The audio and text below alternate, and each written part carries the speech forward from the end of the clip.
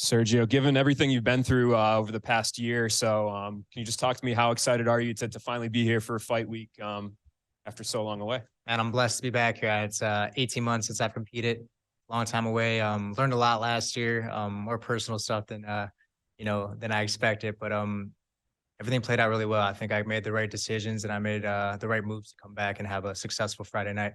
How difficult is that mentally as a champion? You're on top of the world. You know, you got a Grand Prix coming up. You got your face at the top of every poster and whatnot. And then to suffer something like that, I mean, was it a tough mental hurdle for you to get over? Or was it, from the get-go where you just kind of focused on the tasks that you needed to do to get back in there? It was definitely hard to come over at first. I missed out on a chance to have 3 fights last year and possibly become a millionaire. So yeah, definitely interesting last year, but I think it was like a sign from the universe, man. I came into the sport, trying to create a legacy, and for a bit it started becoming about money, where I'm like, okay, what can I buy next? What's next for me as far as merchandise or stuff that I don't really pay attention to usually.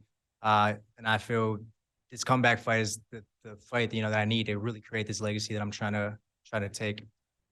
Obviously, I know you were itching probably when you were watching that Grand Prix, like, oh, I wish I was in there. But kind of what was your takeaways from it? Were you surprised that ultimately the Patchy Mix was the guy that came out on top? Was that surprising?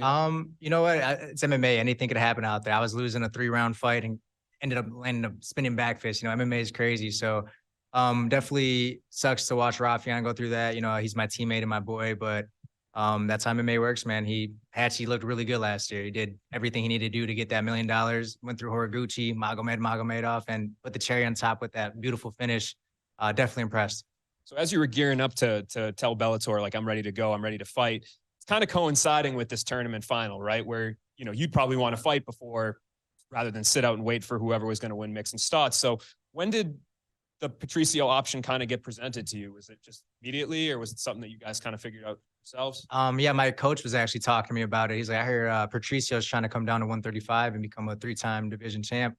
And it was around like December, January. He made a post on Instagram and tagged Patricio and his team in it, and they jumped on it right away. Bellator jumped on it right away, and that's how I think things kind of played out. Just an Instagram post. And it's weird because I think a lot of people would see like the tournament, Grand Prix final, going to fight the champion. Like, that's a pretty big fight, but for them to have this option that's like super fight, it doesn't get much bigger than that. Yeah. Was this the biggest fight of your career? Biggest fight of my career for sure, especially after the situation coming off of 18 months and getting thrown into the deep end right away with a killer like Patricio, So definitely a big task ahead of me, and biggest fight for sure.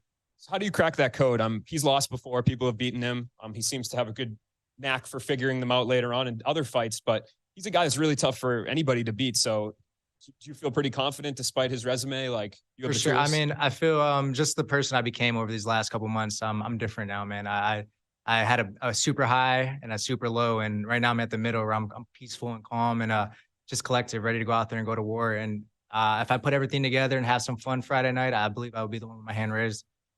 Him dropping in weight, is there any sort of changes you expect to see out of the 135-pound version of Patricio? Can you prepare like that for some sort of intangibles that could come with the weight? I mean, I'm sure with the amount of time he had to prepare for this fight, he probably put in the right money to get his nutrition right and prep for making his weight down to 135. So I don't think he'll have any issues personally, but I fought at 125 before. I know how it feels to drop an extra 10 pounds, and it's a lot, especially as you get older. So I'm sure it might affect him just for that night, but once he rehydrates, he'll be back to the same killer he was. I was wondering, have you talked to him at all this week yet? Have you seen him? Because he's kind of one of those guys that likes to poke at his opponent a little bit. Has there been any of that? No, I haven't really talked to him at all. I mean, before we were gonna fight, I went up to him and shook his hand. That's about it. But other than that, no, we haven't talked at all. I know he brought out my coach recently, my old coach, to go out there and train with him. So I think they're trying to play some head games with me and get me out of my comfort zone and my element. But yeah, nothing so far this week. What did you think of that when you heard that? Did you, like you said, do you think it's just a mind game, or do you feel like, or is there a little bit of like, oh no, what does he know? No, I mean, my coach, he was my coach 3 years ago, and I've changed so much from these last 3 years. So definitely I feel like it was a mind game. They try to make it a big deal, like, oh, we got a special guest coming out. And I heard about a couple days before who it was, and I'm like, it's okay, man. Like, it is what it is. It's business. I get it. He was my old coach. That doesn't mean he can't go coach anybody else. He's got a family to feed and money to make. So it is what it is. Have you spoken to the coach at all? Nah, we haven't spoke. We haven't talked in a couple of years, to be honest. Yeah, I'm more close with his son, but yeah, not too much with him. And Patricio came out here and said if he wins on Friday, he'd like to go for a 4th belt. I'm wondering what you think of that. Man, this guy's getting greedy, man. He wants it all, but I get it. You know, he's creating that legacy. But we'll see. You know, I think he's looking past me a little bit, to be honest. You know, he's just bringing out my coach and all that stuff, trying to play head games with me. But I'm not that type of guy. I'm chill. I'm calm. I'm ready to go get the job done this Friday. Yep. Just one follow up. The flyweight division in Bellator now, is that something, again, not to look far ahead? Would you ever drop down to 125 again? Would you make that weight? I mean, if it made sense, I probably would. But as of right now, I don't want to cut that extra weight. I'm good on that. Yep. Sergio, I kind of want to start off with a personal one here. Obviously, so much time away, and on the other side in your family, your brother's doing so much. Obviously, you know, had the big boxing fight against Roy Jones, APFC, just this past weekend. You know, he brought out John Jones. It was a great event. How proud of you do you think your brother is coming back from such a long layoff into such a challenging fight? And on the flip side, how proud of you are of him, of everything he's doing? Man, it's been great to watch Anthony do what he does, you know, throughout his whole life. Showtime, Kick, Wheaties Box, making APFC, just beat Roy Jones Jr. in a boxing fight. So it's crazy, man. I'm very proud of him. And I know he's proud of me as well. You know, I've overcame a lot. You know, I was the younger brother that wasn't supposed to go as far as I've gone. And, you know, I've had to come over some self-obstacles and things that I had to do to, you know, create my legacy. So I'm currently doing that as we speak. So. That you are. And if you don't mind me asking, you've kind of referred to it a few times, but you talked about the highs and the lows during this time off. I think the only thing any of us in this room can relate to you is going through highs and lows, because I can tell you, I don't know what it's like to be a Bellator world champion like yourself. Can you pull back the curtain a little bit to just what some of those days were like for you? Yeah, I mean, the highs and lows for sure of the sport are crazy. You know, winning, losing, there's always gonna be one winner, one loser. But last year, man, just things were taken away from me. You know, I couldn't move, I couldn't walk, I couldn't, you know, do the things I do on the daily, train and live a normal life. So yeah, it was definitely I learned a lot about, you know, depression and a little bit more about my anxiety as well. So yeah, it was a big year to overcome a lot of things last year and just grow as a person, you know, outside of the cage. I know Chicago and Milwaukee aren't too far. They're neighbors.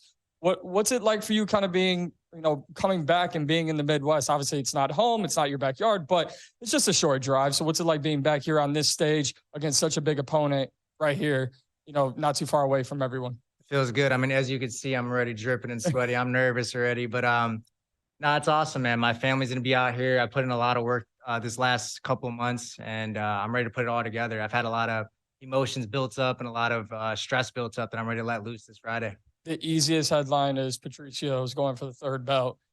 The tougher headline is to give you your story and your spotlight, which is coming back from injury and stopping history. What's more important, just getting back to being yourself or stopping who many consider to be one of the best to ever step inside the Bellator cage? Dang, I am drip. I'm sorry, guys. I got a lot of water in me. I didn't realize that. But yeah, I mean, I'm not really worried about this whole like narrative of, you know, 3-time champion or, you know, even just whole me coming back. Like I feel like I've gotten better, to be honest. Like I've gotten a lot better in the sport and as a person. So I'm just really excited to do that. You know, all the narrative at the end of the day, it's cool for the social media stuff and all the media, whatever, but I'm gonna go out there and do what I got to do, you know, get this job done and create my legacy, and may the best man win at the end of the day, man. May the best man win. My last one. I promise, my last one. You're good. I think everyone knows the well-documented backstory of both you and your brother. I know, being from the Midwest, it's not easy for a lot of people, whether it be here in Chicago or in Milwaukee or many places. When you talk about creating your own legacy and stamping that legacy, what do you think you can do for those who may never get into martial arts but are following you and your story, and how you can motivate them on a day-to-day basis?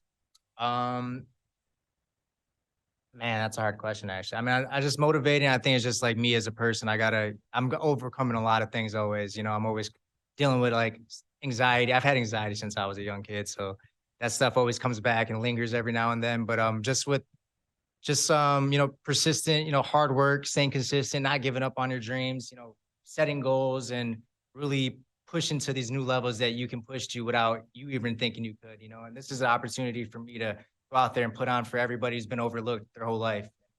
I think this Saturday, man, I could really be a representative for that. Yep. Sergio, Damn, I am so sorry. you're good, man. Dominic Cruz famously came out and said the ring rust isn't a real thing, but we've seen a lot of people struggle with it over the years. Do you think it's a real thing? And if so, how are you going to be able to overcome it on Friday night?